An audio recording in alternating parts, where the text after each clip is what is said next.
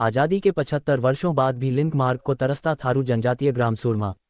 Lakhimpur Kheri Uttar Pradesh. Palia block स्थित थारू जनजातीय क्षेत्र चंदन चौकी अंतर्गत थारू जनजातीय ग्राम सूरमा में आज़ादी के 75 वर्षों बाद भी आज तक नहीं मिल सका गांव से मुख्य मार्ग तक जाने का मार्ग। जबकि राजस्व थारू जनजातीय ग्राम सूरमा चंदन चौकी दुधवा मार्ग से महज 2 किलोमीटर ही दूर है और पिछले करीब 150 वर्षों से इसी मार्ग से ही इन थारू ग्राम वासियों का आना जाना है।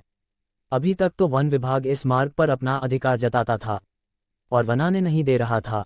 करीब 7 माह पहले राष्ट्रीय किसान शक्ति संगठन के प्रदेश अध्यक्ष श्री कृष्ण वर्मा व ग्राम पंचायत सूरमा के प्रधान प्रेम शंकर राणा द्वारा ज्ञापन देकर मामले का संज्ञान शासन प्रशासन को कराए जाने के बाद इस सड़क की नाप हो गई थी और ग्राम पंचायत की तरफ से मिट्टी डलवाई गई।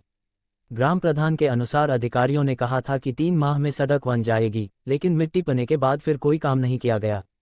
अब बरसात में फिर इस सड़क से आना जाना बंद हो जाएगा और सूरमा बासी एक बार फिर मार्ग को तरसेंगे। आइए देखते हैं संवाददाता नसीम हुसैन की यह वीडियो रिपोर्ट। एक मिनट, अपना नाम? मेरा नाम राजनंदिनी चौधरी है। मैं सुरमा गांव की रहने वाली हूं। मेरे गांव में कुछ विकास नहीं हुआ है आज तक, जब से मैं यहां पे रही हूं। मेरे गांव में कुछ विकास नहीं हो रहा है। सड़क बनने के लिए बोले हैं, वो भी नहीं बन पा रही है। स्कूल जाने के लिए बच्चों के लिए बहुत कठिनाई उठानी पड़ती है। सुबह जाते हैं, सर्दी में इतनी कोहरे में जाते हैं, पूरे जंगल वाले विभाग से जाते हैं। जानवरों का डर रहता है, खतरा रहता है।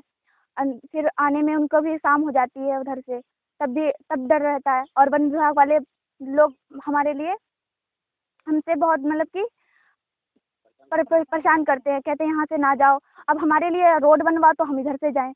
बरसात आती है तो उसमें भी समस्या हो जाती है, ना तो एम्बुलेंस आ पाती है, या तो बच्चे मतलब कि हमारे यहाँ की महिलाएं जब गर्भवती होती हैं तो उनके लिए बहुत परेशानी होती है। और कई बच्चे तो यहीं पे मर जाते हैं, कोई बीमार हो जाता है, इमरजेंसी में भी नहीं हो पाता कुछ भी। तो इसीलिए हम चाहते हैं कि हमारे लिए यहाँ रोड बने, एम्बुलेंस भी आए, सारी सुविधाएं हमारे लिए हो। ये थारू ग्राम है? जी, थारू ग्राम है।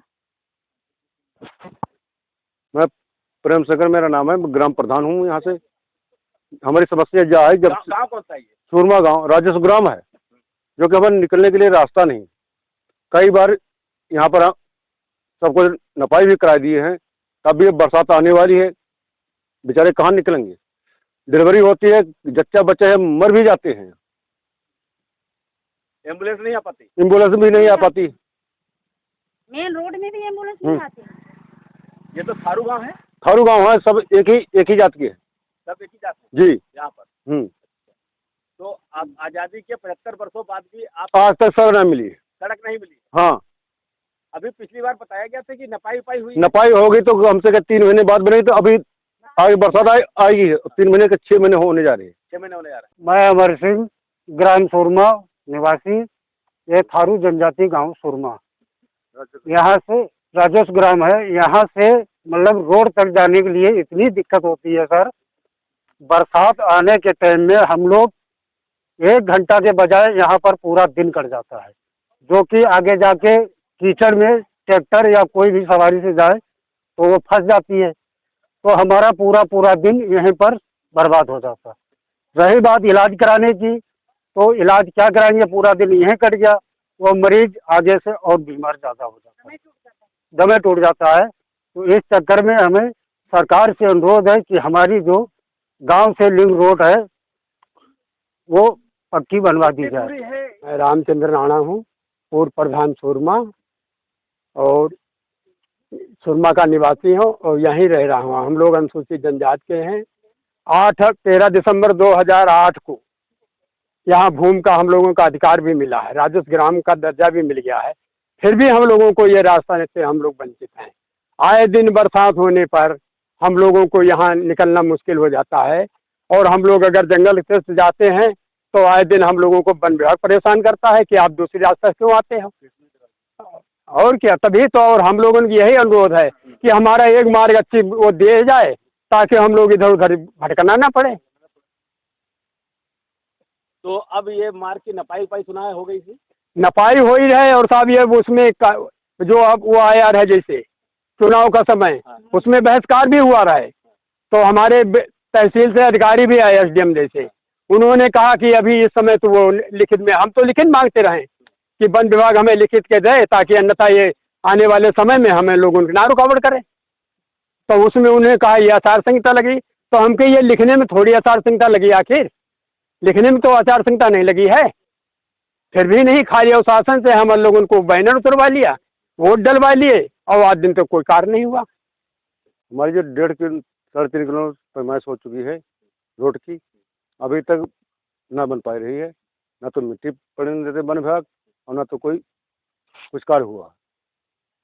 अभी जो है थोड़े दिन पहले 7 महीना पहले जब ये सर्वे हो चुका है, अब कोई कार्य नहीं हो पा रहा है, क्योंकि यार हम भी तो आज़ादी से पहले बसे हुए, हमारा गांव है तो आज़ादी से पहले बसा हुआ है। आज़ादी के आज 75 साल हो चुके हैं, अभी तक हमारी 3.5 किलोमीटर सड़क न बन पाई, आज तक नहीं बनी। आज तक नहीं बनी। नमस्कार साथियों, मैं हूं पटेल श्री कृष्ण वर्मा, प्रदेश अध्यक्ष राष्ट्रीय किसान शक्ति संगठन से। साथियों, आज हम यहाँ पे खड़े हुए हैं, ये जनपद लखीमपुर खीरी की पलिया कला तहसील के ग्राम सूरमा में ये राजस्व गांव है और थारू जनजाति यहाँ पे आबादी है। साथियों, इस आबादी के लिए जब हम यहाँ पे आज आए हुए हैं तो यहाँ पे हम देख रहे हैं कि जो रास्ता है, इस रास्ता की स्थिति बड़ी दयनीय है। इस पे हमारी गाड़ी नहीं निकल पाई, जैसे तैसे हम लोग धक्का लगा करके गाड़ी से यहाँ तक आए हैं। और जब यहाँ पे गांव के लोगों से हम मिले, ये हमारी माताएं और बहनें और बेटे खड़े हुए हैं, जब हम इन लोगों से संपर्क किए तो इन लोगों ने बताया कि इसकी पैमाइश तो हो चुकी है लेकिन ये बन नहीं रही है, वन विभाग वाले नहीं बनाने दे रहे हैं। इसका क्या कारण है मैं जानना चाहता हूं, और हम इसके लिए माननीय मुख्यमंत्री जी से भी मिलेंगे, प्रमुख सचिव जी से भी मिलेंगे और उनको बताएंगे यहाँ की स्थिति से।